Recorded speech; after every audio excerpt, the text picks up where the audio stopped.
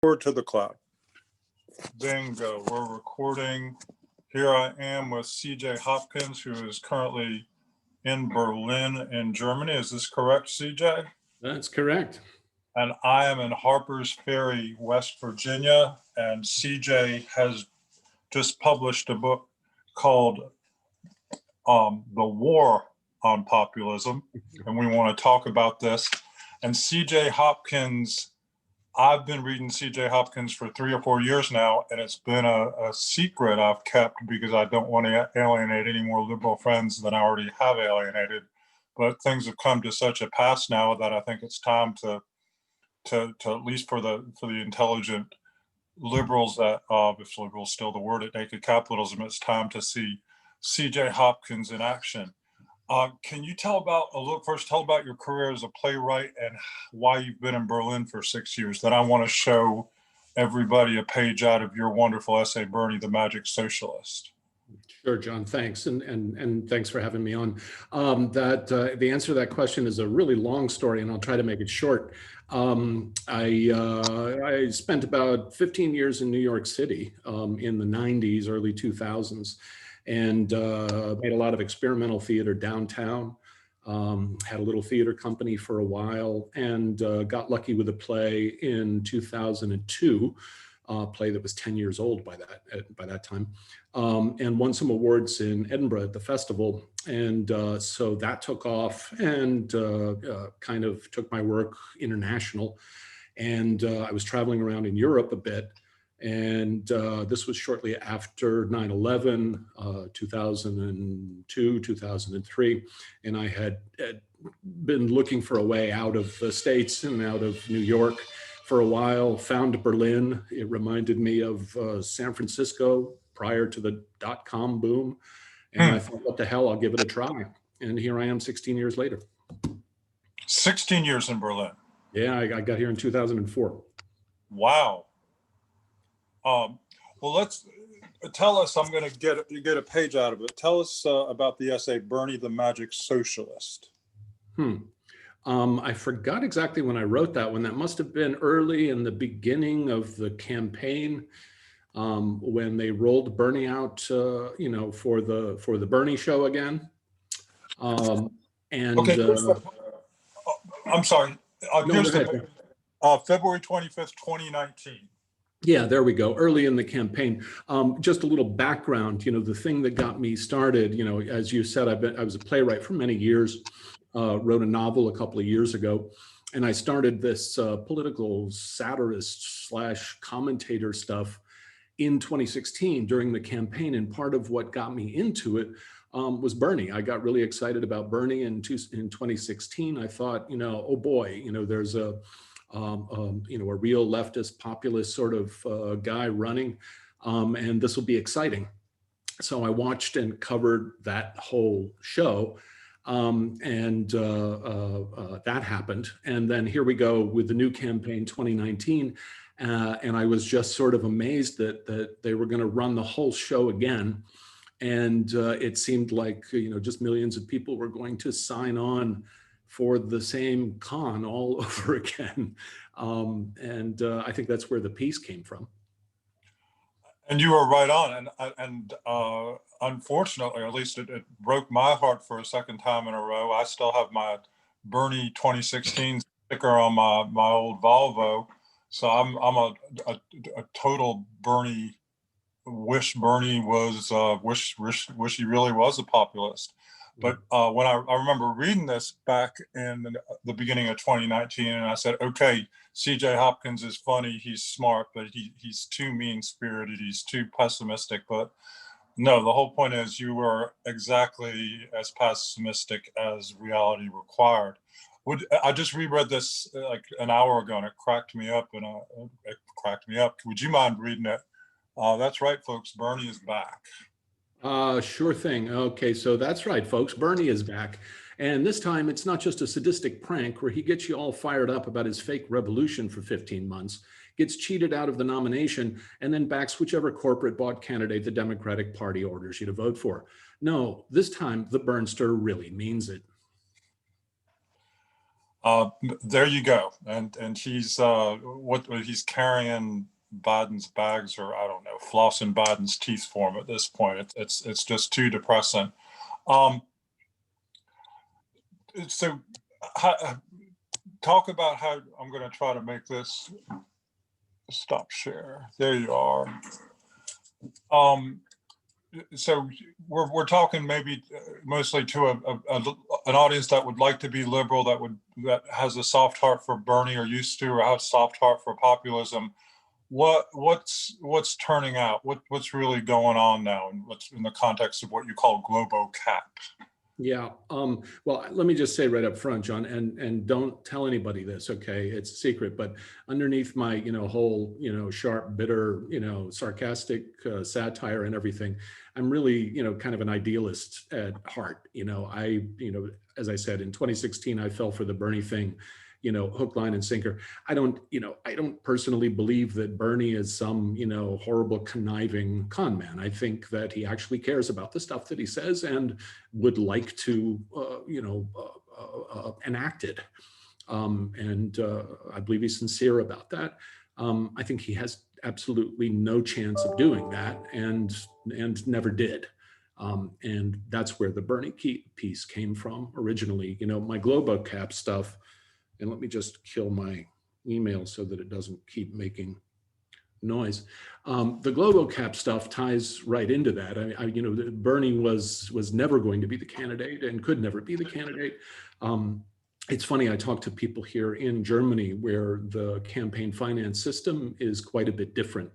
And I try to explain to them how it works in the United States, and they're flabbergasted. There's absolutely no way a populist, a left populist like Bernie could get elected with the campaign financing system in the United States. Everybody knows this is not a radical thing to say. The politicians spend, a majority of their time raising money, and they're not, raising it from auto mechanics and guys that work at 7-Eleven. They're raising it from, wealthy people and large corporate players. And that's who pretty much owns the United States government. Until that changes, you can forget about Bernie, or anyone like Bernie. And what I think you've predicted, and as I reread these essays now that I've read over the last few years, is just how eerily right you were. And what seemed like bitter satire, and let me just interject, I think to be a really bitter satirist, you have to be a wounded idealist, I think. Yeah. Otherwise you wouldn't bother with satire. Right. But what up until very recently I was thinking, well, this is just really penetrating satire, but now it's simply describing, it's just describing the reality on the ground, which is absolutely insane. So I just want to hear your description of how you think things are turning out. Everything from woke propaganda to Russia propaganda to just more lies than I can count. We're just immersed in lies, and the lies are coming from the corporations, from the governments. They're top-down lies. So I'll just give us your take, please. Yeah, let me give you my spiel, basically, which kind of puts everything that I've been writing, on the Consent Factory blog, and everything that's in the 2 volumes of essays that have been published.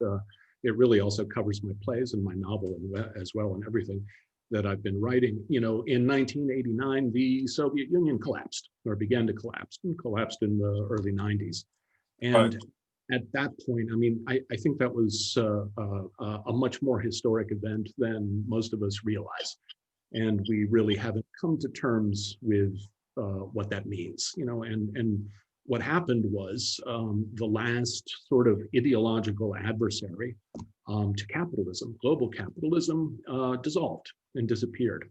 And, global capitalism as an ideology became, just a world hegemonic system, right? And that happened in the early 90s.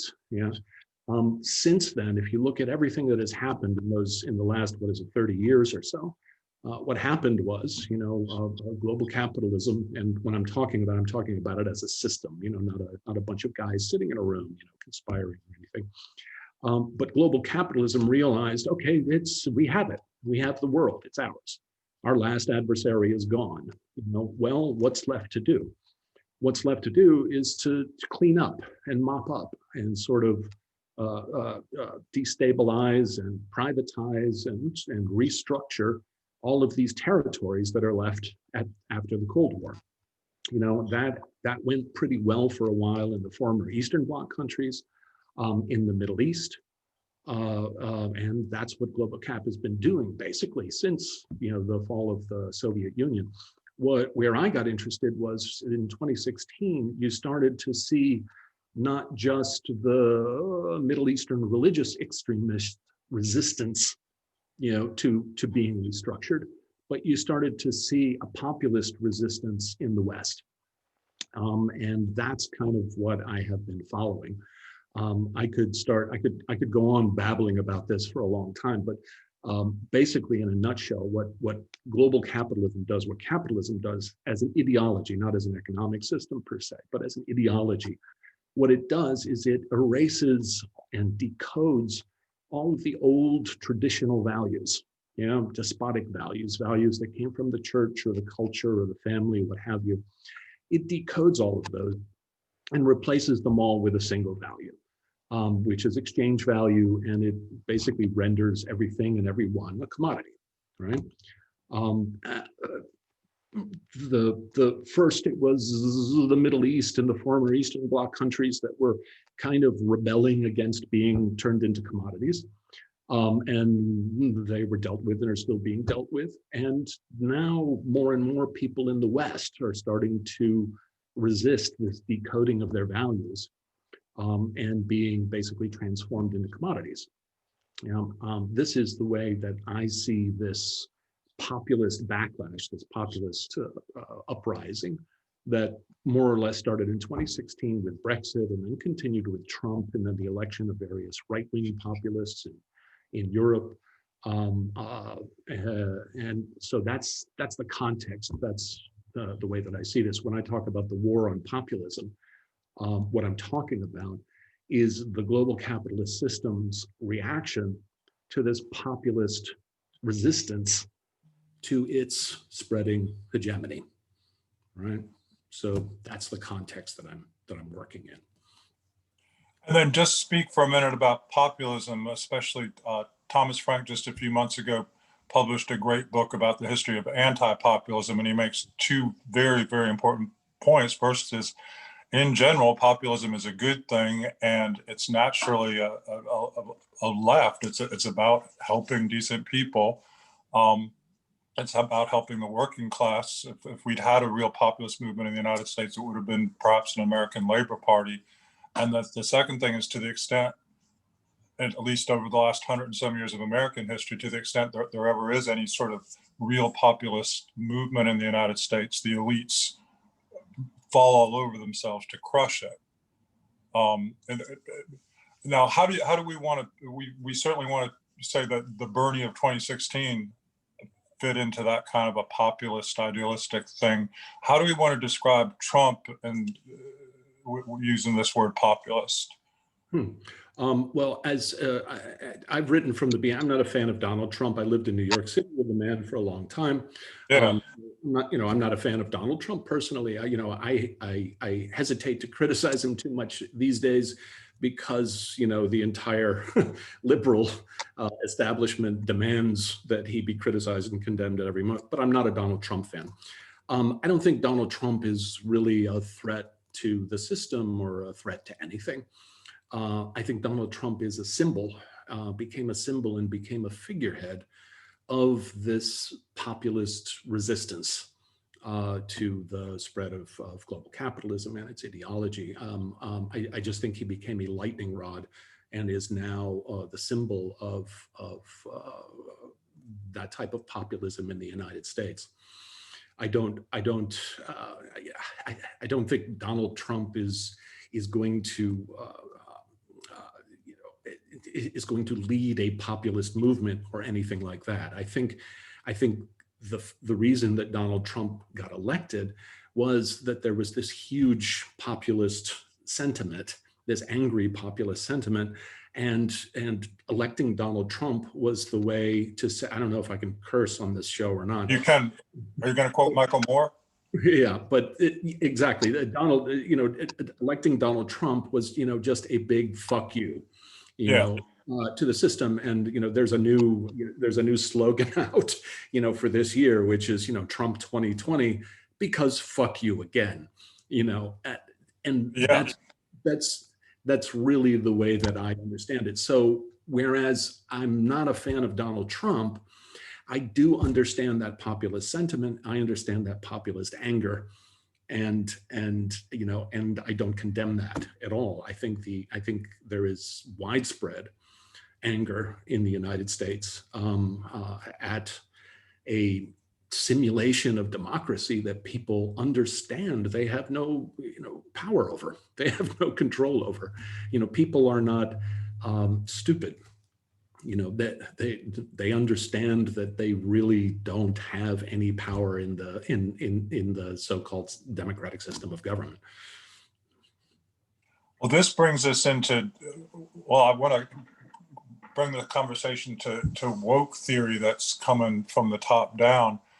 But it seems that Trump has been useful to, what do you want to call it, the elite ruling classes, because he's so disgusting, and by pointing to Trump, they can discredit populism and say, look, white supremacy, racist, thug, every insult, and that's where Trump is useful to discredit any kind of left populism. I don't see populism.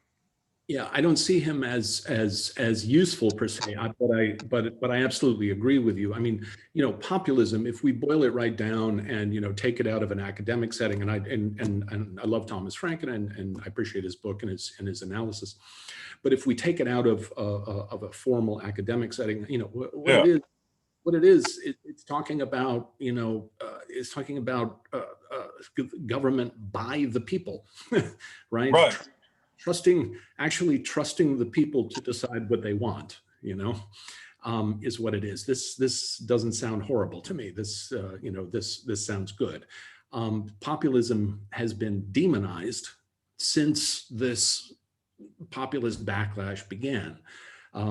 First of all of the populism is maligned as right wing and extreme right. Right. Phenomenons like Mélenchon in France, Bernie in the States, Corbyn in the UK. People they're just erased, right? Because all populism has to be far right. If people dig into my two books or look at the blog, what I've been covering for the last 4 years is basically a two-pronged attack by the global capitalist establishment on this populist uprising. And the two prongs were Russia, right? It's the Russians. The Russians are, coming out of the woodwork, and they're going to get us, and they're going to control your mind with Facebook ads. And the second prong is Hitler, right? From the very beginning of the Trump phenomenon, these two parallel propaganda lines have been pushed, right? And this is why I came up with the concept of the Putin Nazis, all right? It's at every attack, well, not every attack, but most of the attacks are either it's the Russians coming to get us, or this guy's literally Hitler and he's going to start the second Holocaust any minute. Right. And this has been going nonstop. For this audience, I think one thing that brings your work into a really, really clear focus is how all the so-called legacy media, from the New York Times to NPR to MSNBC, have gathered together and joined ranks to basically censor the story about Hunter Biden's laptop, and it's like real censorship. And simultaneously with the not reporting the story is to the extent anyone knows anything about it, it's clearly Russian propaganda, and just Russia, Russia, Russia, and it's not even subtle. It's just an absolute, just absolutely made up, and it's the same made up stuff for 4 years. And well, this is your definition of propaganda. It's not supposed to be true. It's supposed to. It's an expression of power. This is what the people in the power are saying. Yeah. What I wrote, you're referring to an old piece that I wrote that was popular, and what I wrote was that that propaganda, it's really not meant to fool anyone or trick anyone, deceive anyone into believing anything. This propaganda is a message, from those in power saying, okay, this is our party line. Yeah, so get in line, parrot this, start repeating our party line, or you're out. Right. And we watched this happen. It's prominent people like Glenn Greenwald, Matt Taibbi. These people don't get invited on NBC anymore. Yeah, they were no, they're gone. I lost track a little bit, but the thing about the media, I think that's a little frustrating to me with this Hunter Biden episode is that a lot of folks are jumping up and down as if something had suddenly happened and the media has, suddenly, gone completely berserk. And it's frustrating to me because I've been covering this for 4 years. Yes. The 90% of the corporate media has been acting as a blatant, propaganda machine for the global capitalist establishment / the Democratic Party. For 4 solid years, and has been printing, wild exaggeration, hysterical speculation, outright lies, which have been proven to be outright lies, over and over and over again. All of this is documented. Greenwald documented a bunch of it. I've documented it. This has been going on relentlessly for 4 solid years. Yeah. So the Hunter Biden thing is really, it's nothing new. I haven't actually paid much attention to it because I feel like I wrote about this for 2 years solid. Yes, of course, they're still doing it on the eve of the election, but this is nothing new. This has been going on since 2016. It has. What I want people to start looking at the Consent Factory and this collection of essays written over the last couple of years to say, wow, this wasn't hyperbole on your part. The insanity and the extremism, to use one of your words, the extremism is coming from the ruling elites, from the legacy media, from the intelligence so-called community, and it's a deluge, and it's been a deluge for 4 years. And I'm just saying, this is the week in which your work is seen in a clearer focus. Let's hope. I hope that maybe the Hunter Biden episode will wake more people up to what's been happening. I'm just trying to share my frustration as someone who's been covering, lie after lie, and covering the media acting exactly the way that they're acting now with the Hunter Biden stuff. I've been covering it for 4 years. It's part of the reason that I put the 2 books out, is so that there's some documented record of the propaganda that we've been bombarded with. That's what it is. What read to me as satire a couple, 2 and 3 and 4 years ago now reads as documentation. That's what the New York Times years ago when we were young people, weren't they the newspaper of record? Sure. Remember that? Well, you're the historian now. Yeah. It's easy for those of us who have been paying attention to forget that they still are the paper of record. It's easy for us, who have dug into all of these stories and watched them fall apart. It's easy for us to forget that that millions and millions of people are still waking up, reading the New York Times, reading the Guardian, reading the Washington Post. And absolutely believing it. That's scary. I want to talk to you about a page from your introduction, but before I do, just yeah, decent people are still reading the New York Times, which is to me frightening. Well, this is I'm trying to put things into a lifetime context. I was born in 1960. You were born in 61. Yeah. So, but I remember, as a kid, or even when I was in college, there were certain American institutions that I had a deep respect for, and I had a great respect for the New York Times up until fairly recently, and and I respected Harvard, and I respected, the American justice system.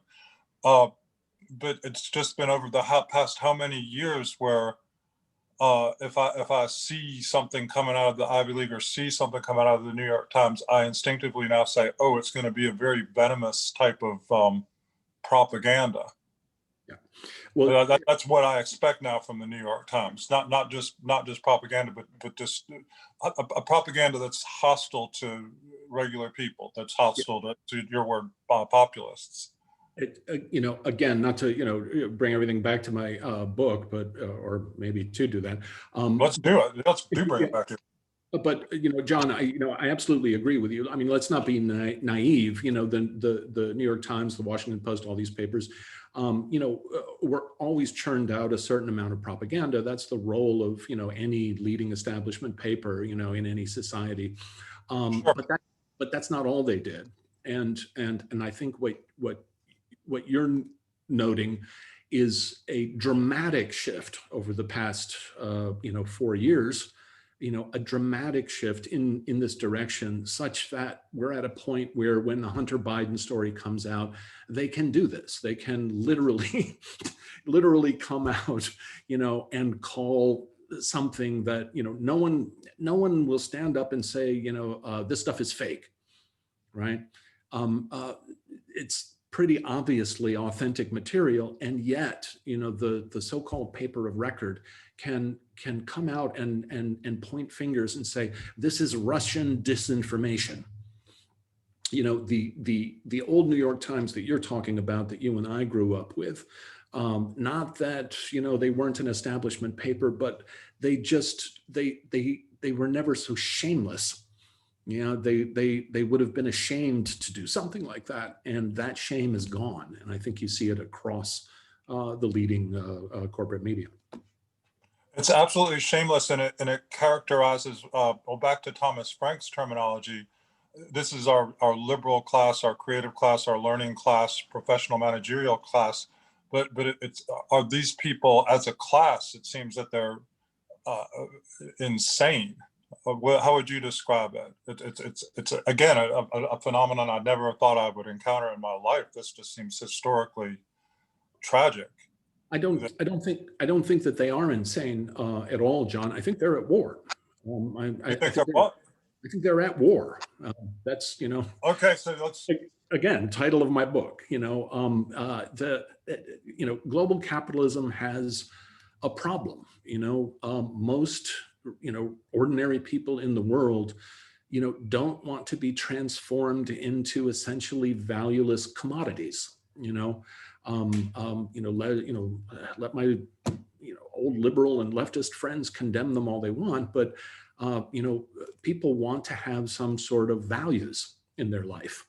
And I may not even agree with all of those values, but people want them. They don't want the world to just be a world of valueless, interchangeable commodities, and they're resisting, and they're causing trouble, and GloboCap knows it.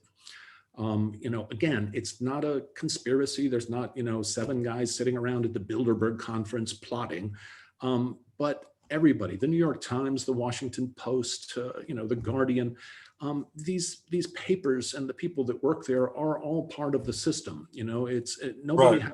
Nobody has to call anybody. No one has to call anybody and give anybody secret orders. There's a huge populist uprising in the West. People know what to write.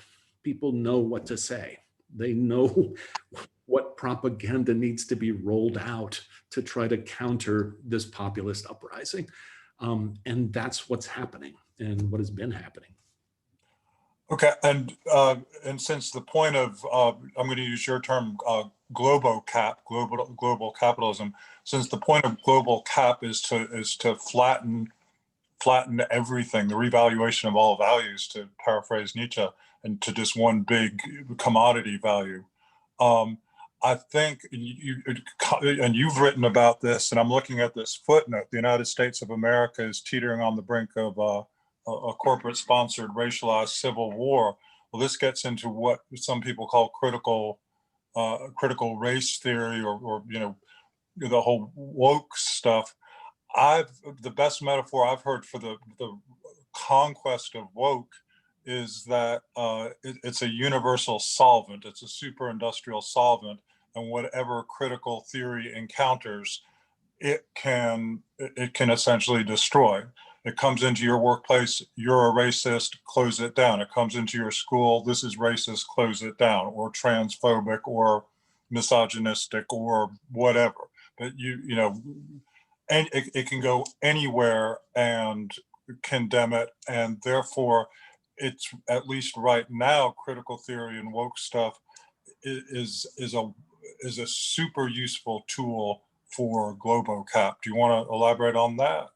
Yeah, and 2 points on that, and I think that they're related but separate. Uh-huh. 1 point, not so philosophical.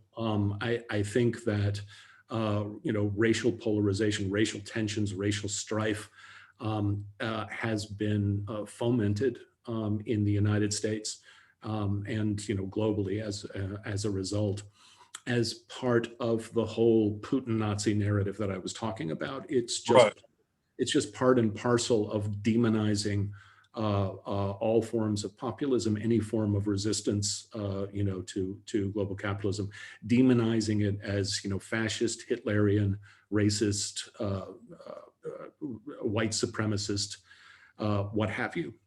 And I think that the racialized civil unrest that has been fomented is sort of the culmination of that narrative that we've been bombarded with for the last 4 years.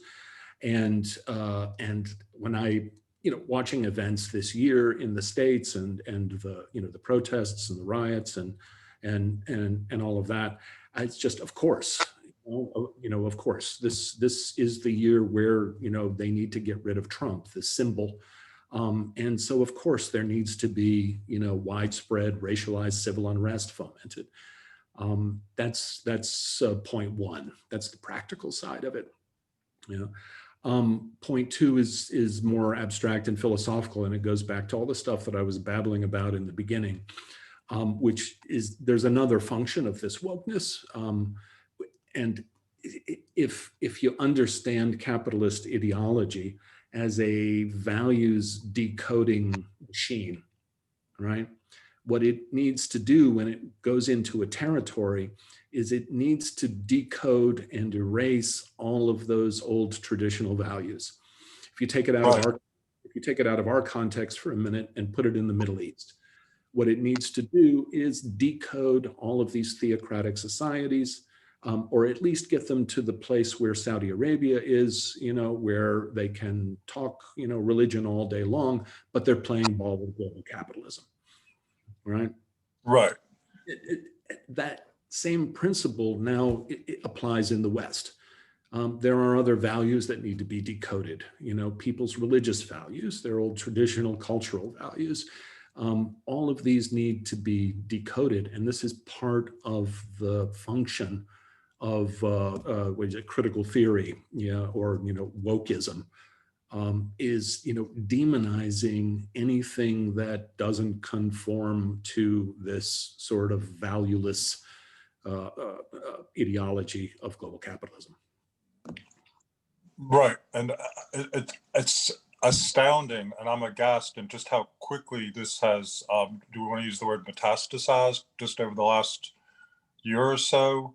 And again, I'm like an old-fashioned guy with Bernie sticker, and I've been called a racist by highly educated people because I continue to teach Latin, because Latin is for white people, and for me to inflict that on teenagers is it makes me complicit in systemic racism. So anything I can do in my life is now, I'm being told to my face I'm essentially a fascist. But anyone can be taken down now. Anyone can be taken down in a matter of minutes. So Sure. that is just really, this is where we are right now. This is quite scary.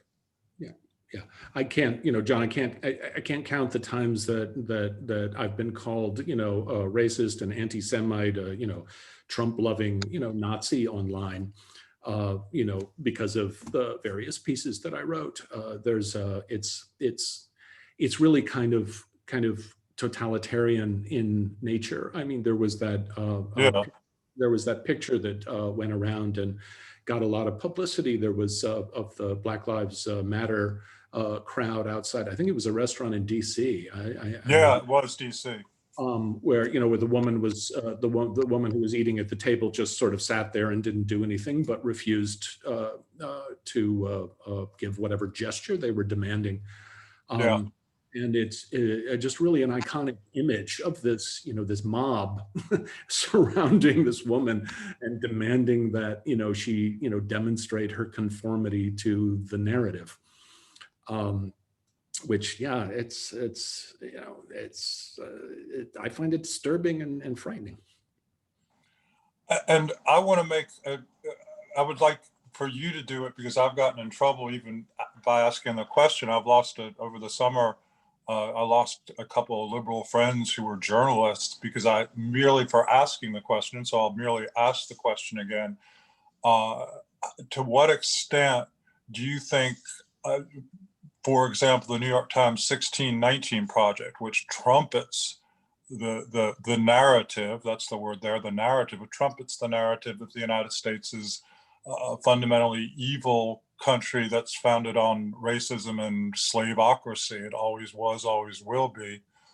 And so this is the narrative being pushed from the New York Times with all its prestige. And now we have riots and looting. What's the causal connection? Well, it's pretty clear. I actually covered it in one of my essays. I wish I could remember which one, but there was a famous meeting where the editor-in-chief of the Times, I forget the guy's name, Dean Basquet or something. Yeah. Basically sat everybody down. It was shortly after Russiagate imploded, after that all blew up. And he basically sat everybody down and said, okay, the whole Russia narrative, has failed. And, so we can't really sell that anymore. So we're going to switch to this, everybody's a racist narrative. And that's when they rolled out the 1619 Project? 1619 Project in August of last year. Yeah, I mean, this is not, again, this is documented. I've got it in one of my essays. I copied it, from some other publication. This is not, some crazy idea. It's documented. They sat down and made a strategic decision to switch from the Russia narrative to the everybody's racist Nazi narrative. When was that? So it's been 2 years of that, right? So surprise, we've got, widespread racialized civil unrest.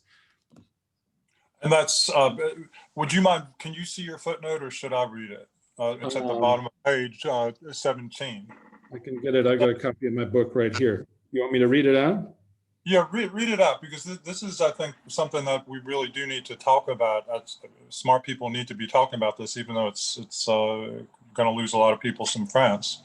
Yeah, sure. It's a footnote to another big long paragraph, and it says the United States of America, for example, is teetering on the brink of a corporate-sponsored, racialized civil war at the moment. I really want to highlight it's corporate sponsored. This is the opposite of populism, I think. This is top down. This is from the elites. Let's read, let's read the middle of it. GloboCap is acutely aware of this and is working very hard to keep the two groups of populists at each other's throats. mostly by racializing and genderizing everything, and otherwise using identity politics to drive a wedge through the so-called populist masses, also known as the working classes. So this is just good old-fashioned divide and conquer, using woke as the wedge. Part Is of it. that, or how could you elaborate? Yeah, well, that's the first point that I was talking about, the practical point. That's good old divide and conquer, is just whip up, divide the working classes, get white people, shouting at black people, get black people shouting at white people, and men shouting at women and women shouting at men, and so on.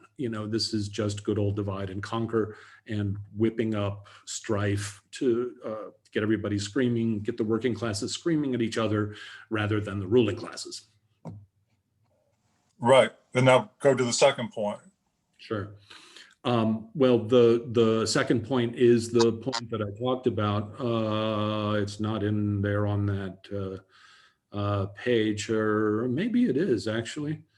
Yeah, the paragraph down at the bottom kind of gets into it. It says, no, short some catastrophic planetary event like global thermonuclear war, a devastating meteor strike, or total ecological collapse, or something else that brings an end to modern civilization as we know it. Global capitalism is going to continue to remake the world into a desert of the real, right? And that desert, I address it a lot in this essay. It's the introduction to my book. That desert of the real is a desert of values. That's what I was getting at before. John, if I drive this home, I think it's really difficult for people to grasp, because people do have their values and they hang on to their values. It's something I used to drive my actors crazy with in New York. We would go into rehearsal and I would tell them, you realize that Arnold Schwarzenegger is a better actor than Daniel Day-Lewis. And they would say, what are you, crazy or out of your mind? I say, no, just, count the box office. Look at Arnold's net worth. The fact of the matter is, we can believe anything that we want individually. We can have whatever values we want individually, but our society functions according to capitalist ideology, right? At the end of the day, you count up the money. There is no measure of value that makes Daniel Day-Lewis a better actor than Arnold Schwarzenegger. The only measure of value that we have is exchange value, right? In capitalist ideology, when you let capitalism become not just an economic system, but a global ideology, what you have is a world where nothing has any inherent value in itself, right? That's the old world. That's the old despotic world where, this has value because the church said it did, right? Because God said it did, because the king said it did, and I'm no fan of despotism, don't get me wrong. I think capitalism was a fantastic tool to free us all and get us all out of despotism. But the problem is, when you let capitalism become an actual global ideology, right, then it decodes and destroys all those values, and you end up with a world where a Matisse painting is fundamentally the equivalent of a little plastic replica of the Eiffel Tower, and the only real difference is the value that the market assigns to these two commodities. Right. Well, let's. And I think we can segue into COVID here, because the effect of 8 months has it been now? I've lost track. How long have we been on pandemic? Anyway. Let's call it since March. Since March, which is it's been a long time, and what's happened? Amazon's doubled in size. I drive around where I live in West Virginia, and what you see now are more Amazon trucks than you ever had. So and I went to DC last week for the first time since February, and it was shocking. The Union Station was vacant. It's just scary how many small businesses are out of business. And this seems to be the desired this seems to be a desired effect. Go with that. I think I'm actually in the middle of writing a new piece that gets into some of this. I think it is all, John, part and parcel of the disruption, the period of disruption, the period of chaos, the period of destruction that the global capitalist system sees as necessary at the moment to move to the next stage. Yeah, to move to the next stage. You know, nothing. The Great Reset. Sorry? The Great Reset, you were from Time Magazine. Sure. Go ahead. And again, yes, you can point at individuals, you could point at, Klaus Schwab and various individuals, but again, it's not about a bunch of guys sitting in a room, with Bill Gates hatching schemes. It's about systems logic, and global capitalism has no adversary. It's about consolidating territory, decoding the pockets of unabsorbed territory that still exist and creating uniformity, right?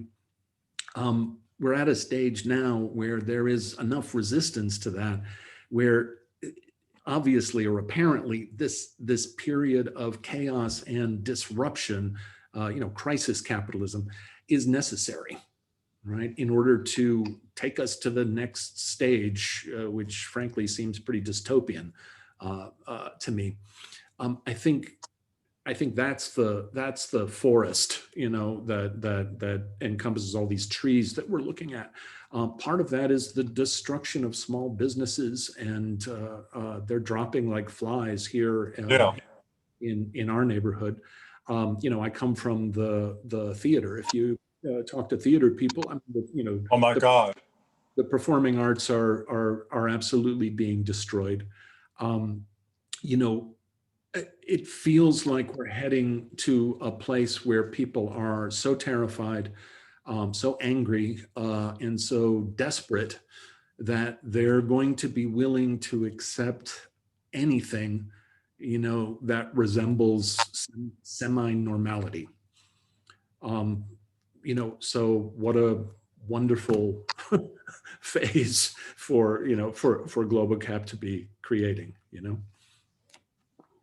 That's to me, that's a very, very persuasive argument. Does it come to an end? Is there, what do you, again, this is just pure speculation. Is anything eventually pushed back? Well, you've written a whole novel about the future. You mentioned your novel. The novel, I hope, is fiction, and I hope remains fiction. But I don't know, John. I don't know where we're going. At least this phase of it feels pretty totalitarian. I mean, protests are being banned. More and more alternative outlets are being censored. Well, actually, no, they're technically not censored because private corporations are doing it. As if private corporations weren't, in charge of our communication. More and more outlets are being censored. Protests are being banned. People are being, beaten up and arrested by cops, for not conforming to the, whole new normal narrative. It's all pretty totalitarian. How long this totalitarian phase lasts and how far it goes, I don't know. Where it goes from here, I also don't know. It feels to me like the idea for the future is probably a lot fewer people, and a greater divide between folks who are either not incredibly wealthy themselves or who are not part of the necessary workforce that is still working, consuming, and paying interest on their debts. Mm-hmm. the other, section of humanity, which is the vast majority of humanity, I don't know, I don't like to speculate, but it doesn't feel like the future's too rosy for them. Well, let me ask you a science fiction-y question. I'm thinking about H.G. Wells's novel, The War of the Worlds, and the Martians were these invincible monsters, but the happy ending is that, they were not resistant to earthbound bacteria and virus.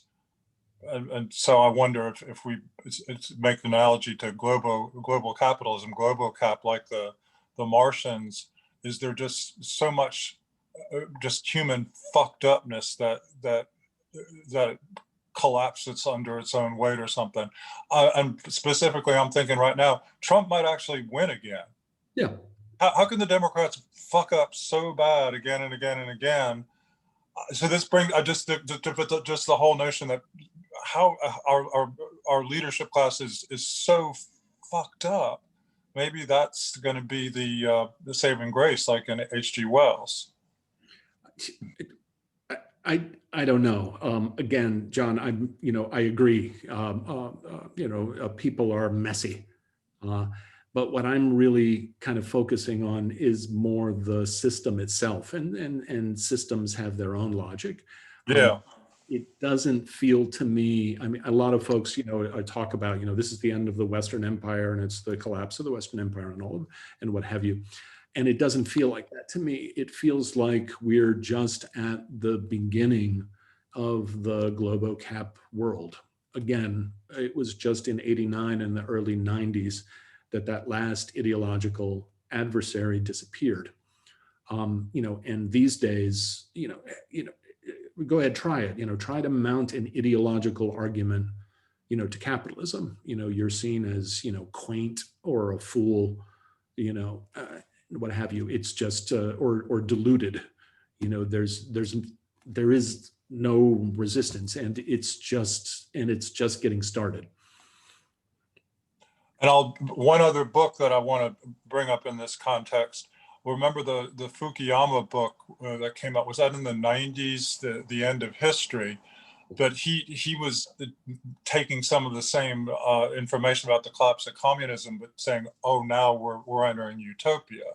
But no, in fact, we're entering dystopia. But without the socialist communist foe to balance capitalism, we don't enter we don't enter a happy end of history. We enter what you're describing, some kind of dystopia corporate state with all values decoded and destructed and deconstructed. This is what capitalism does. I mean, unless societies actually control capitalism and limit it, when they let it run free, this is what capitalism does. It's a system, and it's a machine, and it's a very, very good machine for decoding despotic values, and rendering everything a commodity. But if you let that machine actually create the ideological territory that you live in, that's what you get. Yeah. I think it's really, really difficult for us to get our head around is how historic this period of time that we're in really is. It's the first time in the history of civilization that one system dominates the entire globe, dominates the entire world.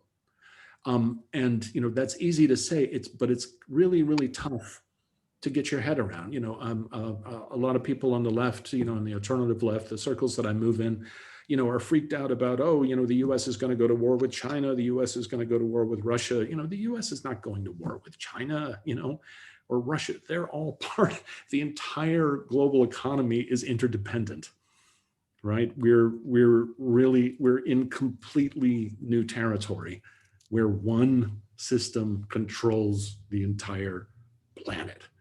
Yeah, and I think I don't think anybody can say where we're going. I think our job at the moment is to kind of get our head around that fact and adjust our thinking, yeah, and the way we look at, yeah, who the players are and what the forces are that are at work, and try to reappraise our situation. So do you recommend living in exile? I'm in a sort of exile myself in a little small town in West Virginia. Is that an alternative for certain people, just to stay under the radar, or what? I recommend it, but not for any political reasons, really, John. I mean, living here in Germany is, I'm not living outside of the empire. Germany is absolutely, part of the core of the global capitalist empire. I recommend it for personal reasons. My quality of life is better. I have health care, and my standard of living has improved. But it doesn't solve anything politically. No, there's nowhere to run, and again, back to, what I was just saying, there is no outside anymore. There's no way to get out of where we are. There is no out. Globo cap is everything, right? And this is what we need to start getting our heads around. I've addressed this in a lot of my essays as well.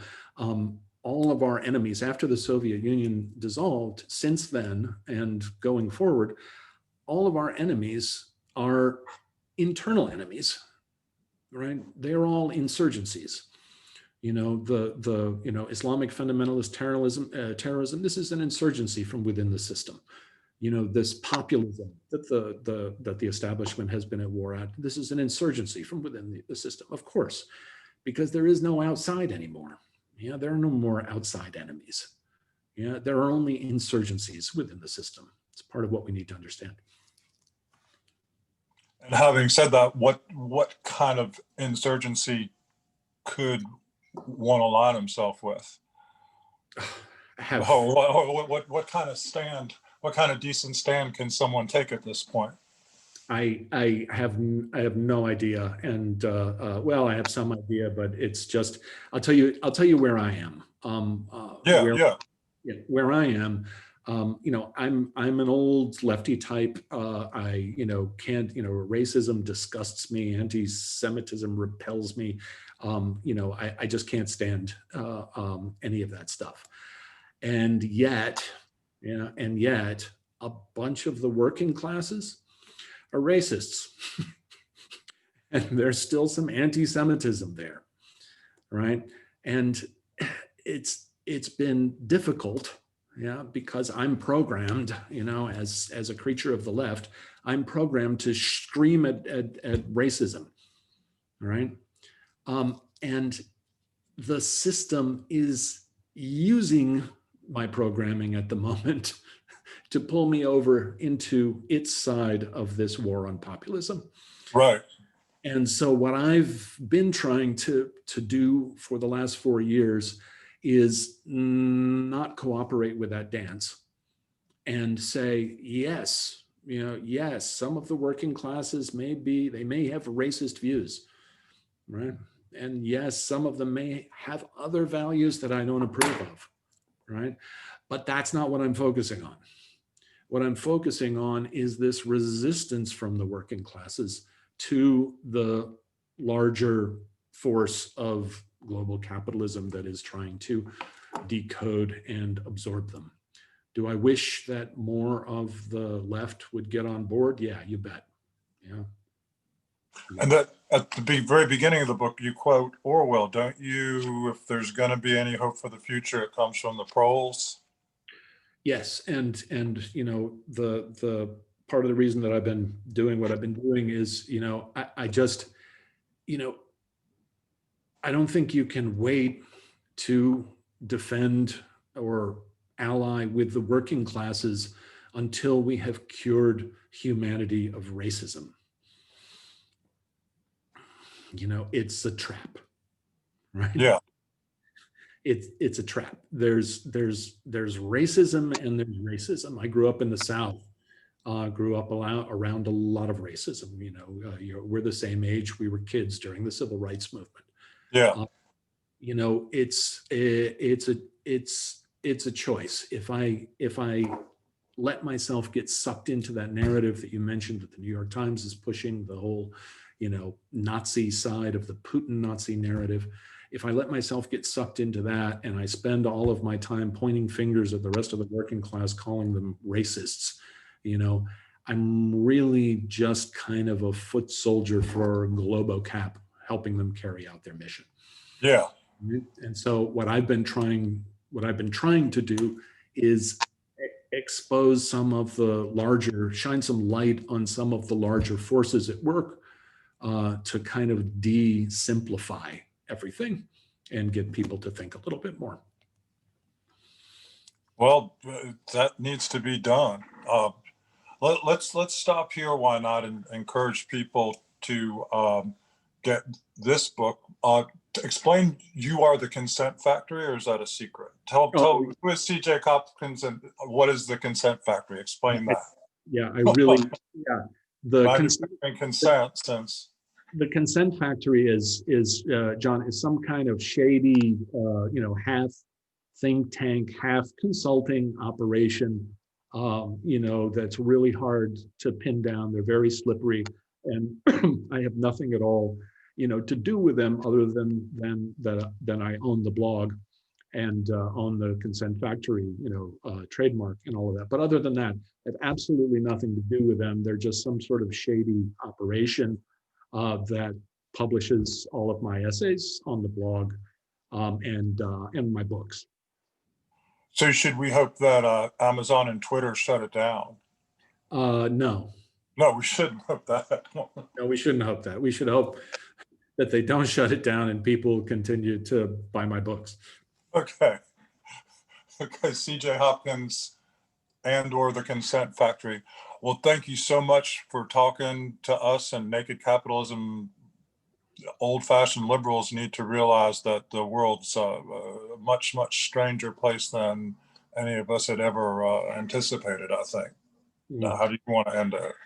Yeah, it's been a pleasure, John. Thanks for having me on. I hope that some of that is food for thought. And as it says on the Consent Factory, if people want to write, me abusive emails, feel free. They can write me directly and not bother the, the good folks at the Consent Factory. Okay, well, that's very gracious of you. Yeah. Okay, well, thank you so much, CJ. It's been a pleasure.